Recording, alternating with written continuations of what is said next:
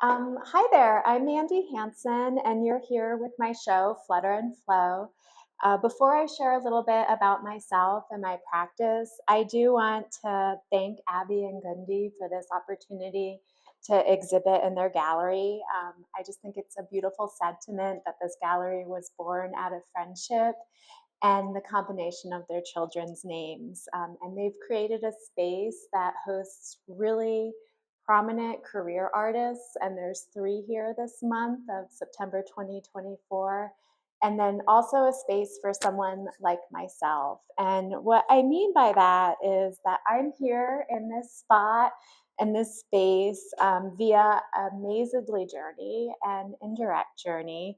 Art has been foundational to me.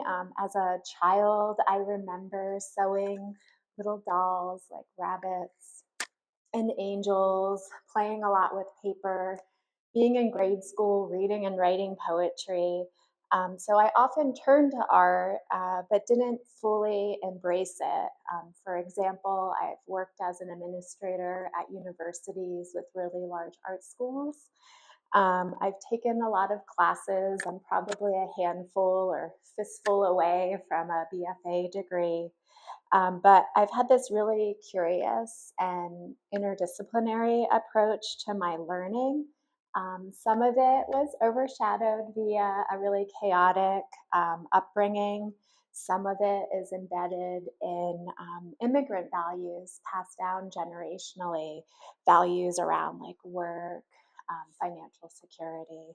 But my practice is something that I've really focused on seriously for the past 10 years or so. Um, and by serious, I mean really having and trying to commit to a daily practice of art making, pursuing some residencies, and then developing a body of work and techniques. My work here in this show, Flutter and Flow, is really process oriented. It's experiential, and it's an embracing of what happens with the materials. It's also a practice that has a lot of processes and steps in place. There's a preparation of the panel or the board, a movement of the paper, uh, coloring and organizing of the figures, and it's something that feels really ritualistic to me.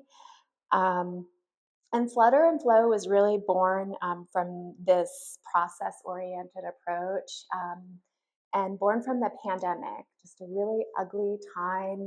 I was feeling horrible and was playing a lot with paper and the movement of water over paper and pigment. And then it felt good to organize those shapes. And the paper to me is really a parallel to fabric. I'm fortunate to have my grandmother that's still alive, and I get to hear her stories about her mother, her grandmother, and her great grandmother. All of who did a lot of work with fabric, either formally as seamstresses or as part of an art and craft hobby. And and I really wondered about why I was drawn to paper, and I think it's part of my family heritage and that lineage. And to me, paper is a parallel to fabric, especially the way that it can move in the wind and the way that it can move in water. And it gives me a sense of rootedness, of connection to my family and to that history. And then the mark making itself is a parallel to just this really fine work that the women in my family had with sewing and that needlework. The mark making is also an homage to nature. I've developed a little bit of a language and a way to pay respect to nature, which is one of my biggest inspirations. So I have pieces where you might see something that looks like a squiggly line, and it's really small hearts drawn in a continuous line. And some of my work is so fine. It's done with radiograph pens that I've had for over 25 years. So if you take care of them, they really do last. And some of my work has a flower in it, and that's homage to the cholla flower. That heart pattern, back to that, is really a mark that you can see in lichen if you're out on a trail and you have a magnifying glass or a cell phone. If you take a picture of that lichen pattern, you can see a joining of hearts in that pattern.